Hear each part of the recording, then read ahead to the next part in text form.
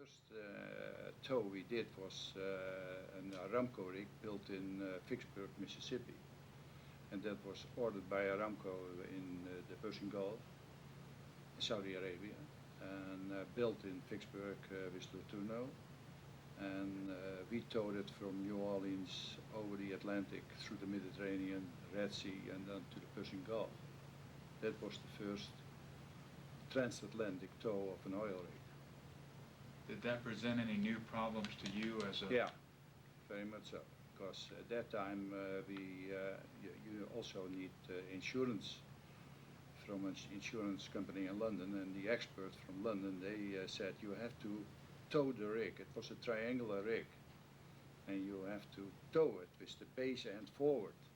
Instead of my opinion, we better have the apex end in front to get some more speed in it. But he insisted of having that was the first rig, and we had to tow it with the base forward. So the speed was only, what, 3 to 3.5 knots. And that took us a very long time, I think 60 or 70 days. Why would he have asked you to do it that way? Well, he was I think an old captain, and his feeling was that going into the high seas, there was more buoyancy on the front end on the base of the triangular than the other way around. He saw that by the apex end in front, that you were shipping a hell of a lot of water. But that was not the case, because the second one was ordered by the Italians and also built in Vicksburg, Mississippi, with Letourneau. And then we taken extensive tank testing in Wageningen in Holland, the model testing, and it was proven that the resistance was much better by the apex and in front instead of the other way around. And we also did with the Z in the seagoing tank, so we could see what actually happened at the high seas. And the results were that the best way of towing it was with the apex end in front.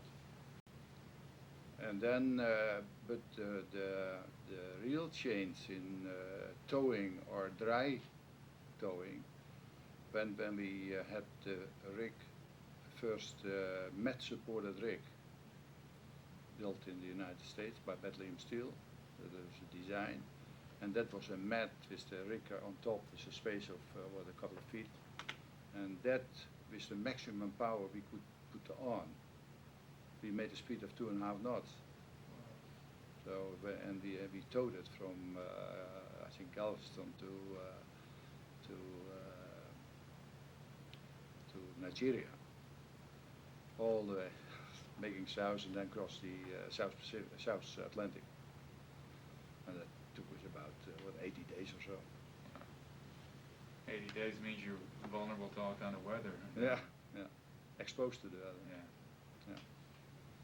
Yeah. Now and then we changed over. Then the idea was born that we should do dry towing as well, because the seaworthiness of the rigs is much better on a dry tow than actually on their own keel. Especially on the, for instance, if you are putting it on a barge and towing, you are averaging about 9 knots instead of 2.5. So in the dry tow, did you have to build a new generation of equipment? No. We were building the barges, of course, but no new equipment. For the mat-supported rigs, we had a speciality by blocking it out, because they had the mat underneath the actual drilling rig, but they had a scour skirt on for the scouring there on the mud, and we had to block that out by hardwood. So that was about 2 feet or so. And then the second phase was instead of towing, because towing is still the barge and the cargo on top of the barge, but you still have a towing wire. Insurance people don't like towing wires because they can break en route, and the insurance premium went up to 4 or 5% on the value of the oil rig, 6%.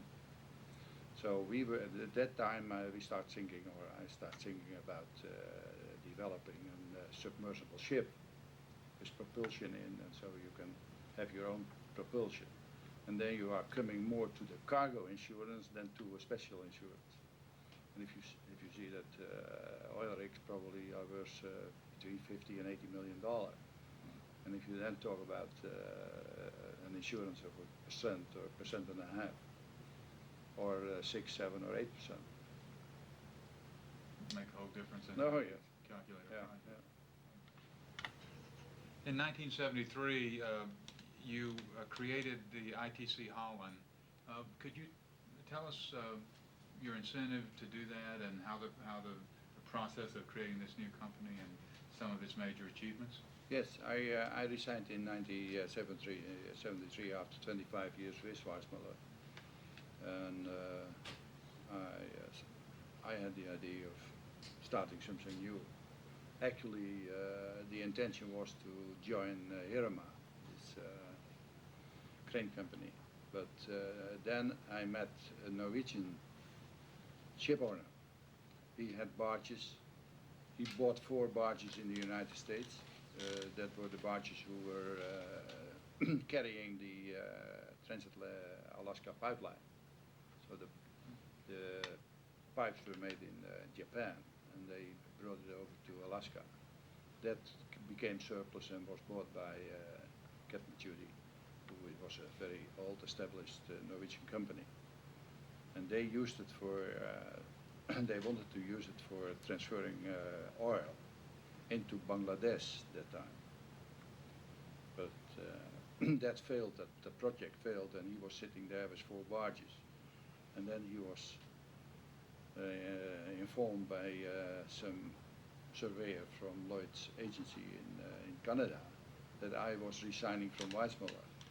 And he had these 4 barges, and he was building 3 new tugs in Norway. So he came to Holland and asked me to join into that company. And that was the time I started I.T.C. in Holland. What did you see as the major market for the new company? That was expanding on the dry towing market, because they were perfectly fit for changing into submersible barges. The compartmentation was very good, and they had a rigged bow and everything. It was a very good opportunity to change them into carrying barges for this kind of transports. This is a very important point in oil history, the early 70s, Yeah. the subsequent booms. Yeah. Is that one of the motivations to create your own company, this sense that the business is about to Yeah. Yeah. grow dramatically? Yeah. Not only the offshore industry, but also the dredging industry was also expanding, and all the dredgers, the law for dredgers changed also. So the freeboard on dredgers were all very short. So to get a certificate of seaworthiness was very difficult by that freeboard, because and so they had problems by transporting this dredging material from Holland or Europe to the Far East or South America, and that was also a market who boomed that time, parallel to the offshore. As the offshore industry grows in this period, what are the needs of the industry that your company has to learn to meet, and what kind of innovations are required in the towing business to meet these needs? Well, first of all, we had the difficulty in convincing the owners and the underwriters that dry towing was possible. To have an oil rig on a barge with the legs sticking up for 300 feet, and then over they all doubted. They all more or less say, well, impossible. So, and that we had to overcome.